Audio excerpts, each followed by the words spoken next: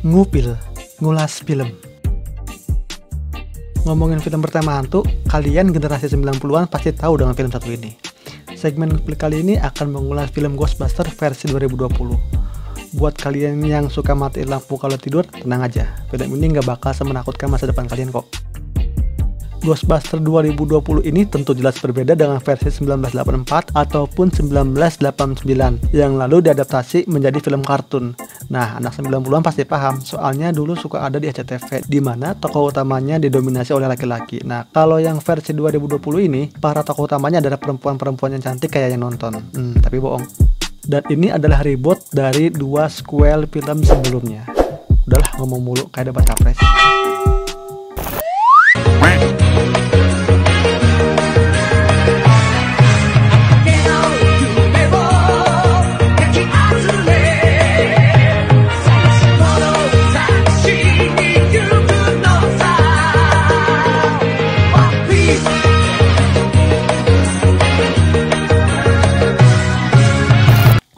Scene dimulai dengan segerombolan bayi yang sedang study tour ke sebuah mansion. Di sana si pemandu wisata, sebut saja Joko, dia bercerita kalau tempat ini angker. Konon katanya motor lagi anjing. Konon katanya ada seorang bangsawan yang dikurung di ruang bawah tanah karena telah membunuh semua anggota keluarganya. Ternyata lilin yang jatuh tadi adalah ulah si pemandu wisata alias si Joko. By the way, kalau kita perhatiin baik-baik, itu di kolong meja ada sebuah benda bercahaya berwarna biru. Nah, pokoknya benda ini tuh penting dalam film ini, gitu aja. Nah, pas si Joko mau pulang, tiba-tiba pintu ruang bawah yang tadinya terkunci rapat itu bergetar dan bergoyang kayak Inul Daratista. Dan hal itu tentu saja membuat Joko panik dan dia pun langsung kabur.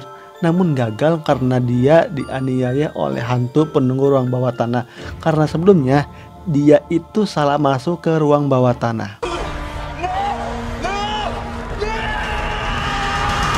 Dan inilah Ghostbusters. Di UGM ada seorang dosen yang akan naik jabatan. Dia bernama Erin Gilbert. Ketika sedang di aula, dia didatangi oleh seorang aba-aba yang membawa sebuah buku tentang studi dunia metafisika karya Erin. Namun si Erin ini mencoba menyangkal kalau itu bukan buku karyanya. Di sini jadi timbul sebuah pertanyaan, apa alasan Erin menyangkal buku yang sudah susah payah dia buat sebelumnya? Ternyata jawabannya adalah karena kalau pihak kampus sampai tahu bahwa buku itu adalah bikinan Erin, maka dia akan dibatalkan promosi jabatannya. Karena menurut pimpinannya, kampus itu tempat buat penelitian ilmu yang pasti, sedangkan buku karya Erin itu dianggap nggak ilmiah dan nggak logis. Ternyata maksud kedatangan si Aba ini adalah untuk meminta Erin mengecek mansion miliknya itu yang tadi ada di awal film. Nah, terus si Erin pun bertanya kepada si Abah, "Bah, dapat dari mana buku ini?" Dan ternyata buku itu terjual bebas di Lupa Bapak dan Tolongpedia. Setelah dicek, ternyata buku itu dijual oleh temannya yang juga dulu ikut meneliti yang bernama Abby. Dia pun mendatangi Abby setelah tahu kalau Abby mengajar di BSI. Di sana, Erin langsung ngomelin Abby soalnya udah ngejual buku mereka tanpa izin. Tapi dia malah domelin balik sama Abby, ya namanya juga ibu-ibu. Soalnya dulu si Erin ini ninggalin Abby waktu mereka lagi fokus dalam penelitian dan penulisan buku itu. Dan itu jatuhnya kentang banget gak sih? Sekarang si Abby itu bekerja sama teman barunya yang bernama Julian Holtzman. Kita panggil aja Holtzman, seorang ilmuwan yang membuat berbagai macam alat canggih untuk penelitian mereka. Dan ini adalah salah satu contoh alat canggih buatannya.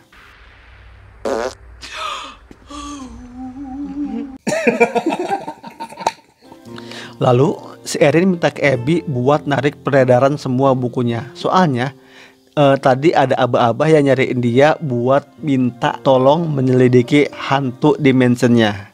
Dan kalau pihak kampus tahu tentang buku ini, itu sangat berbahaya sebab Erin bakal dipecat.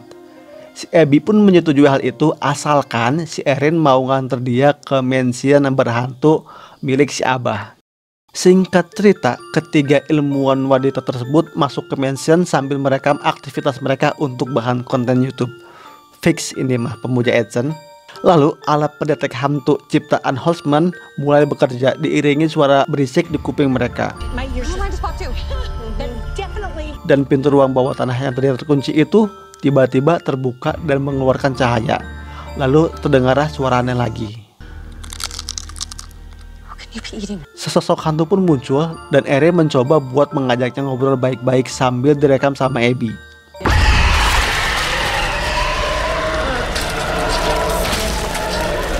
Dan pada faktanya ternyata hantu itu nggak mau diajak buat berkomunikasi dan memilih untuk kabur. Mereka bertiga tampak kelihatan senang karena berhasil membuktikan penelitian mereka tentang bahwa hantu itu emang benar-benar ada. Abby pun gak lupa merekam momen spesial itu dan tiba-tiba wajah Erin berpindah ke sebuah channel YouTube dalam ruangan rektor kampus dengan Erin di dalam sana yang sedang diceramahi oleh sang rektor dan dipecat saat itu juga karena dianggap tidak sesuai dengan visi misi kampus karena dia melakukan penelitian terkait hantu. Tuh kan, makanya kalau jadi dosen mah ya nggak usah sesuai berprofesi jadi YouTuber. Emang kurang ya penghasilan Anda sebagai artis, sebagai dosen. Lalu Erin pun datang ke tempat Abby dan menyalahkan karena dia telah dipecat. Namun akhirnya mereka berteman kembali ya karena setidaknya penelitian mereka tentang hantu itu nyata. Dan singkat cerita Abby juga dipecat, kemudian mereka pergi. Scene berpindah ke stasiun Ciamis. Terlihat seorang petugas cantik bernama Patty. Lalu dia didatangi oleh seorang bernama Rowan yang kemudian bercerita tentang keegoisan manusia dan kiamat yang akan terjadi suatu hari nanti, lalu pergi. Dari pantauan CCTV, Rowan nampak turun ke lorong kereta dan dikejarlah oleh Patty. Di sini terlihat sebuah alat aneh lagi sama kayak di tadi kolong meja, yang pasti alat itu dipasang sama Rowan. Nggak lama setelah itu muncullah sesosok hantu dan seketika Patty pun langsung kabur seperti sedang melihat mantan bersama pacar barunya. Scene beralih lagi ke hotel tempat Rowan bekerja. Dia nampak masuk ke sebuah ruangan yang terlihat seperti workshop atau bengkel karena di sana banyak terdapat catatan dan barang-barang aneh. Dan dia bilang dunia akan tunduk terhadap perintahmu. Charge the lines, create the vortex, break the barrier. Sekarang para ilmuwan cantik sudah memiliki markas baru. Ketika sedang beberes, datanglah seorang pria bernama Kevin Bintor untuk melamar sebagai resepsionis. Lalu mereka pun mewawancarai Kevin yang ternyata Kevin ini bodoh. Tapi pada ujung-ujungnya dia menerima Kevin karena Kevin ini ganteng. Tapi aing juga ganteng masih nganggur ini, nggak kerja-kerja. Dari tadi ternyata ada Patty yang menunggu di lobi. Dia datang ke sini tuh bukan buat ngelamar pekerjaan, tapi dia mau melaporkan penampakan yang terjadi di stasiun. Lalu mereka berempat pun pergi ke stasiun. Di stasiun mereka pun langsung menuju terowongan tempat penampakan tadi sambil memeriksa sisa potongan alat aneh yang tertinggal. Lalu hantu pun datang mendekati mereka dan segera ditembak oleh Erin.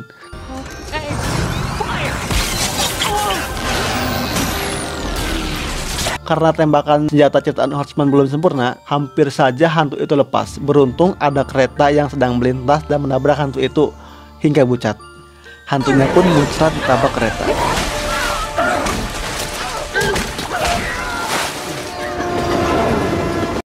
Scene berpindah.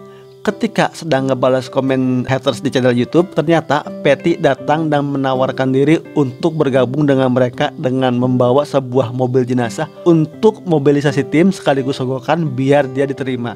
Karena hanya dialah yang bukan ilmuwan. Lalu seorang dari gedung teater menelepon karena karyawannya diganggu oleh makhluk halus. Mereka berangkat dengan mobil dan seragam baru. Di sana mereka langsung berpencar hingga Patty dikejar oleh manekin yang kesurupan.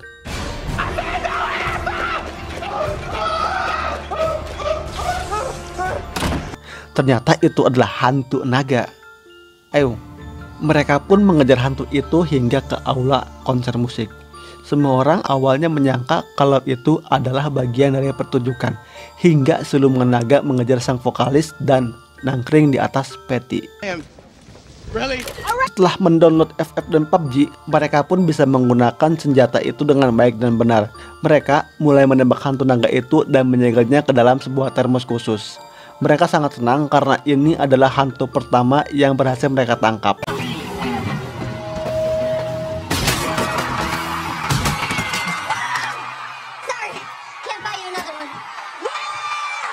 Di luar, mereka disambut oleh wartawan dan mendapat support dari masyarakat.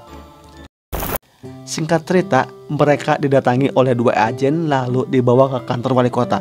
Di sana, wali kota meminta agar mereka menghentikan aktivitas itu karena akan membuat kepanikan massal. Dan pemerintah akan bilang ke media kalau mereka ini adalah penipu. Namun mereka nggak peduli lalu melakukan uji coba senjata baru buatan Holtzman.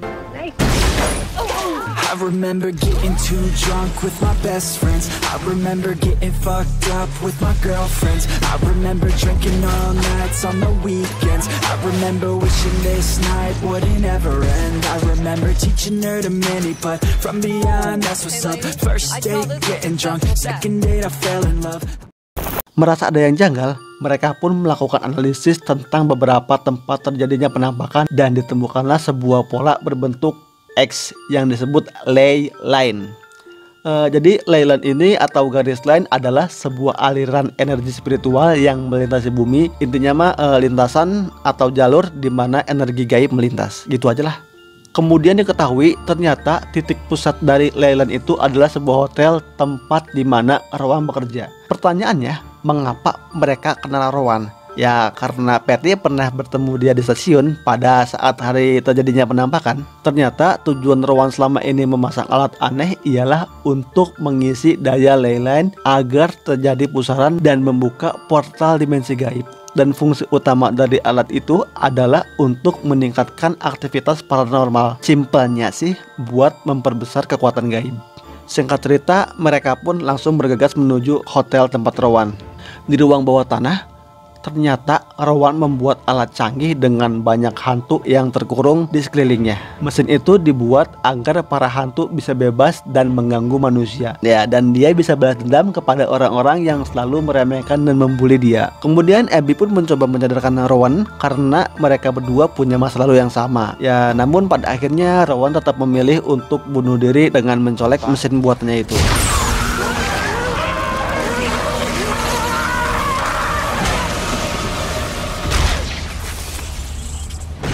Ketika Holtzman mematikan mesin itu, Erin dan Abby merasa heran karena teknologi yang digunakan oleh Rowan sama dengan milik mereka. Kemudian Holtzman pun datang membawa buku yang disimpan oleh Rowan, dan ternyata buku itu adalah buku ciptaan Erin dan Abby. Jadi itulah alasan kenapa teknologi mereka sama. Ya, kemudian pihak pemerintah datang dan lagi-lagi mereka bilang ke media kalau The Ghostbuster ini gila. Di rumah, Erin nampak sedang memeriksa buku yang diambil dari Rowan. Ternyata buku itu penuh dengan coretan. Dan ternyata lagi buku itu menggambarkan semua detail rencana Rowan. Aksi bunuh dirinya itu pun merupakan bagian dari rencananya. Erin yang sadar akan hal itu pun langsung menemui wali kota untuk memperingatkan dan meminta evakuasi kota, namun diabaikan dan diusir. Di markas, ternyata arwah Rowan datang dan masuk ke dalam tubuh Abby. Abby yang kesurupan pun mengamuk dan hampir saja membunuh Holtzman. Untungnya Patty datang dan menggamplok si Rowan dari tubuh Abby. Tapi sialnya Rowan malah masuk ke tubuh Kevin dan langsung pergi ke ruang bawah tanah tempat mesin portal itu berada.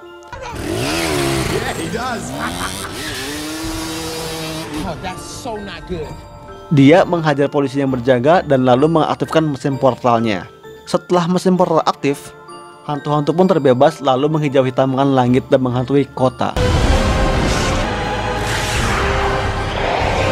Intinya mah ngerewukeun masyarakat lah ini mah. Waktunya Ghostbuster beraksi.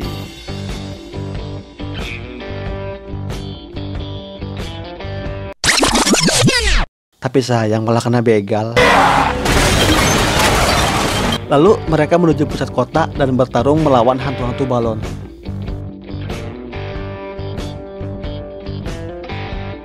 Anjay, tamat. Belum.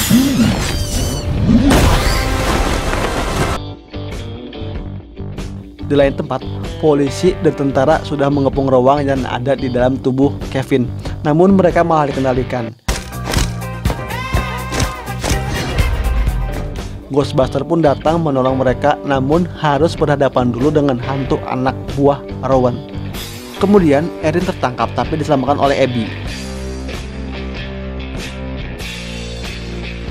Kini giliran Abby yang nyelamatin si Abby. Gimana sih? Apalah. Ada Patty, Horseman. Let's go.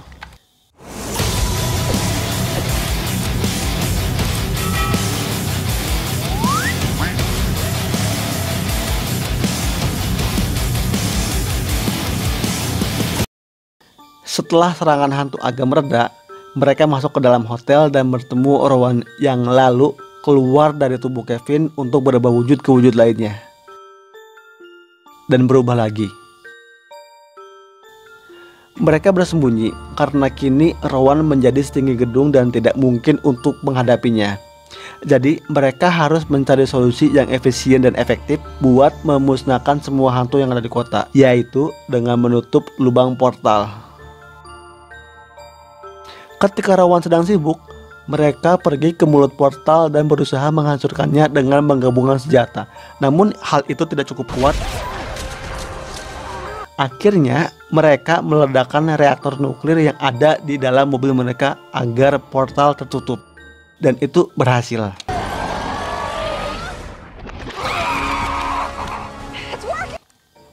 Terlihat para hantu mulai kembali tersedot ke dalam portal, termasuk Rowan. Tapi dia mencoba bertahan dengan mencengkeram gedung sebelum akhirnya ditembak pada bagian titik. Rowan pun tersedot portal, namun dia berhasil mencengkeram dan membawa Abby tersedot bersamanya. Melihat sahabat baiknya diculik, dengan nekat Erin menyusul masuk ke dalam portal setelah mengikatkan seutas tali rapia di pinggangnya. Usahanya menyelamatkan temannya pun tidak sia-sia. Terlihat rambut Abby dan Erin berubah menjadi putih. Mungkin hal itu terjadi karena gesekan perbedaan antar dimensi. Langit pun cerah dan kota pun terselamatkan. Pada akhirnya masyarakat pun sadar kalau hantu itu memang benar-benar ada dan wali kota tidak bisa menutupi hal itu lagi. Si asisten wali kota datang menemui Ghostbuster dan bilang kalau pemerintah akan membiayai semua kegiatan operasional dan penelitian mereka. Akhirnya Ghostbuster pun mendapatkan markas baru dan Patty diomelin sama pamannya karena menghilangkan mobil. Ente.